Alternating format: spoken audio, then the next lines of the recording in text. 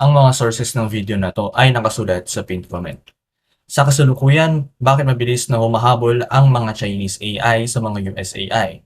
Kung di kayo pamilyar, ang mga AI ng China ay ang tulad ng DeepSeek, Alibaba at Moonshot AI. Hindi na basta-basta ang mga AI ng China ngayon, may kakayahan na sila sa complex reasoning at multi-step tasks. At ang pinakamahalaga, nagagawa ito ng mga Chinese AI sa mas mababang halaga. Anong ibig kong sabihin dito?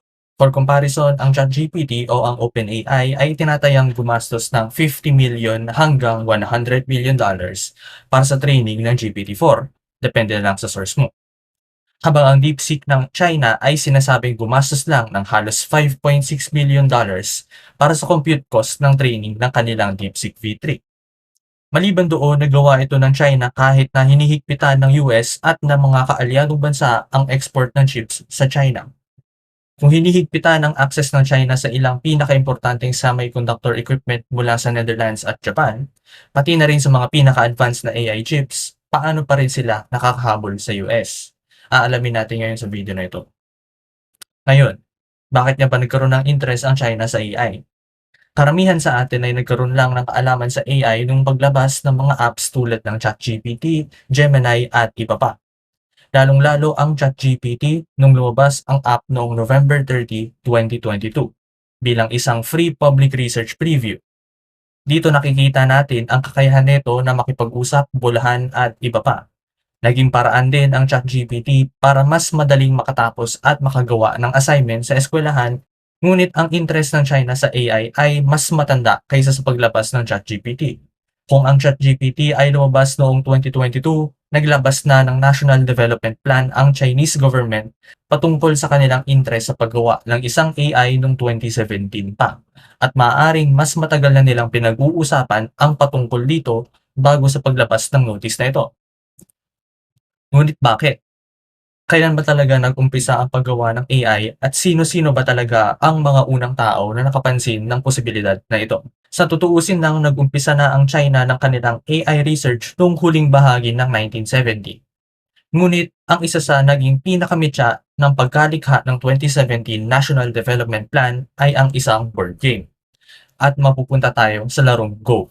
Sinasabi ang larong Go ay napakakomplikadong laro. Sinasabi nga noon na dahil sa napakakomplikado nito, hindi basta kakayanin ng isang computer o AI na makatalo ng isang taong eksperto dahil sa lawak ng mga estratehiya nito, principles at iba pa. Iba't ibang eksperto ang nagsabi noon na hindi pa sapat ang teknolohiya para matalo ng isang computer ang isang Go master, lalo na at karamihan ng mga master ng Go ay naglalaro na noong kabataan pa nila. Ang iba nga ay mga 4 na taong gulang pa lang ay nagsasanay na. Dito papasok ang isang British company na nagngangalang DeepMind na binili ng Google noong 2014. Nais nilang gumawa ng isang AI na kayang makatalo sa isang Go master. At para dito nilikha nila ang AlphaGo. Iba ang AlphaGo sa mga katumbas nitong Go AI. Imbis na turuan ng DeepMind ang AlphaGo na kalkulahin ang bawat posibleng galaw, ang AlphaGo ay ipinrogram na matuto sa sarili niya, na parang tao. Binigyan nila ang AlphaGo ng training data ng 30 million Go positions mula sa mga iba't ibang eksperto ng Go at pinag-aralan ito ng AlphaGo. Pagkatapos, nagsanay lalo ang AI sa pamamagitan ng pakikipaglaban sa sarili niya ng paulit-ulit, hanggang sa gumaling ito ng gumaling. Ang discarding ito ang tinatawag na reinforcement learning, at tumating na ang inaantay ng karamihan, ang laban ng AlphaGo at ng top Go player na si Lee Sedol, isang 9-dang rank player at kilala sa pagkapanalo ng 18 international titles. Bago mag-umpisa ang laban, maraming Go experts ang nagsabi na maraming pagkakamali ang AlphaGo sa mga opening moves niya nung mga initial trial run nito, at marami ring mga AI experts ang nagsasabi na matatalo ang AlphaGo. May basehan ang sinasabi nila sapagkat noong 2015, ang pinaka-advanced na programs na kaya maglaro ng Go ay nagagawa lang na umabot ng amateur level 5 dan rank lang. Kahit mismo si Lee Sedol ay hindi nagduda na mapanalo niya ang laban sa AlphaGo.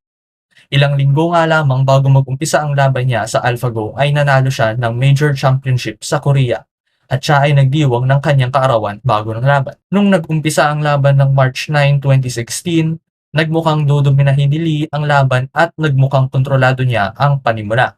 Ngunit noong huling 20 minuto ng laban ay nag-resign si Lee.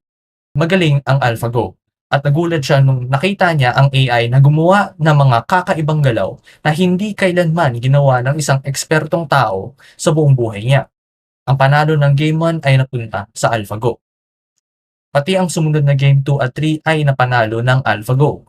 Ngunit ang Game 4 ay napanalo ni Lee Sedol dahil gumawa siya ng isang move na kung saan nalito ang AI at hindi na ito alam kung anong gagawin.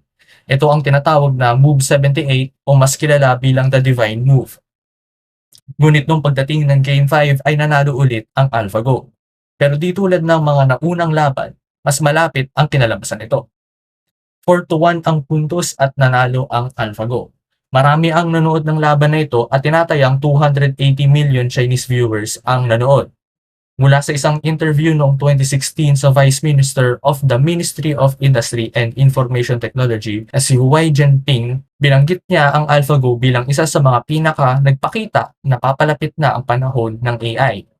16 na buwan pagkatapos ng laban sa pagitan ng AlphaGo at ni Lee Sedol, doon na inilabas ng Chinese State Council ang New Generation Artificial Intelligence Development Plan noong July 8, 2017.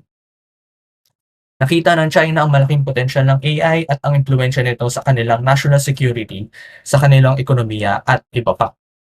At dito na tayo mapupunta sa hidwaan ng China at US patungkol sa AI.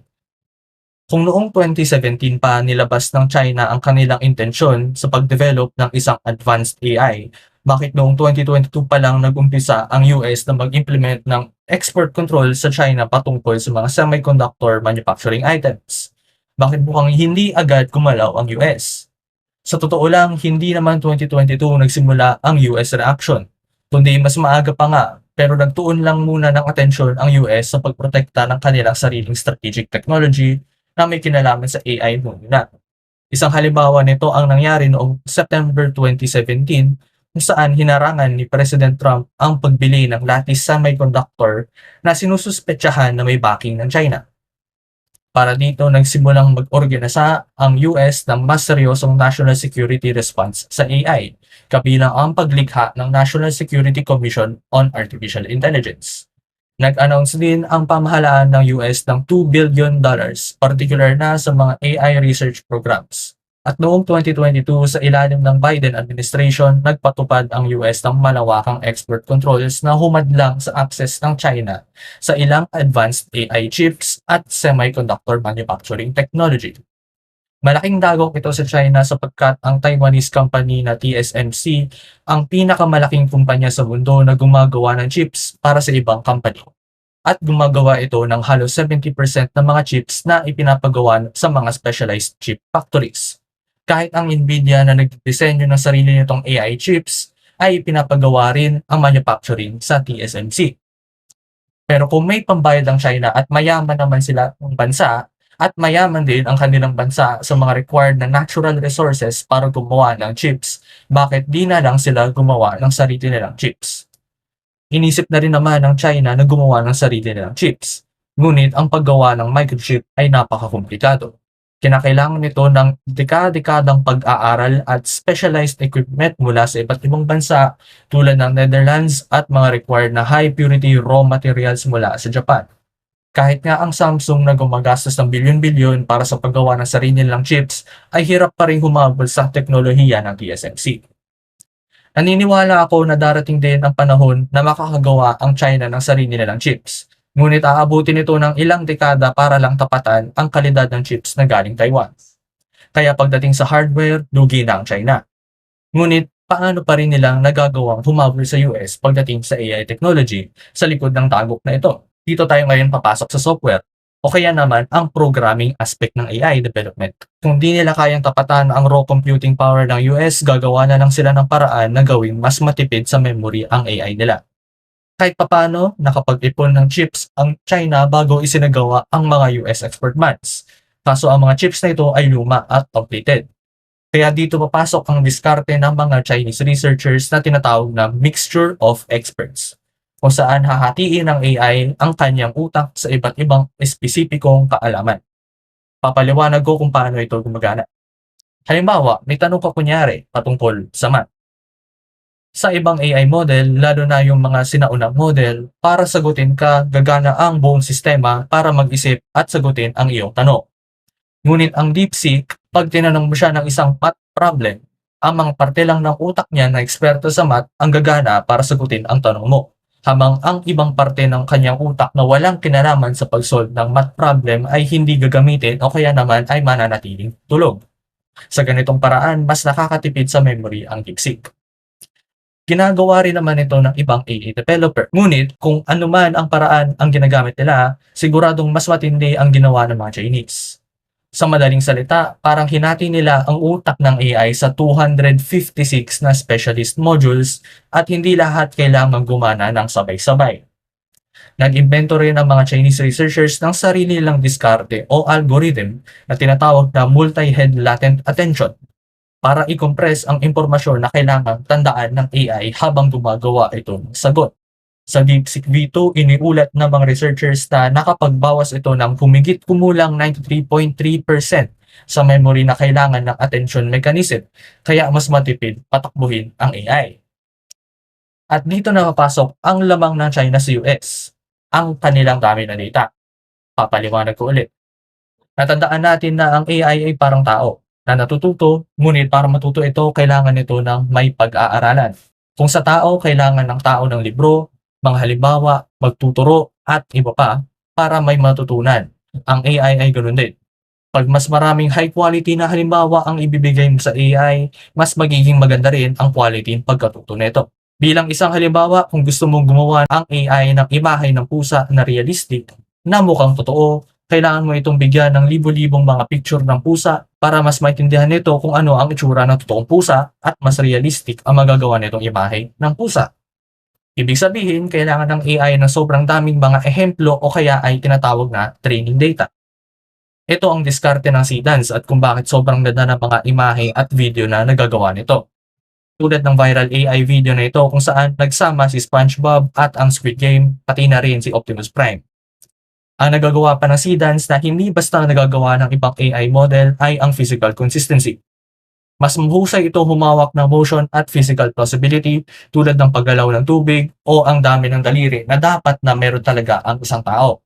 Kaysa sa maraming naunang video models, bagaman hindi pa rin ito perpekto. At nagagawa ito ng Seedance dahil ang kumpanyang nasa likod ng Seedance ay ang ByteDance, na kailala bilang ang developer ng TikTok. Dahil ang Seedance ay nasa ilalim ng ByteDance, may access ang kumpanya sa isang napakalaking digital ecosystem. Pero hindi publicly disclosed ni ByteDance kung gaano karaming TikTok o Douyin data ang ginamit mismo sa training ng Seedance.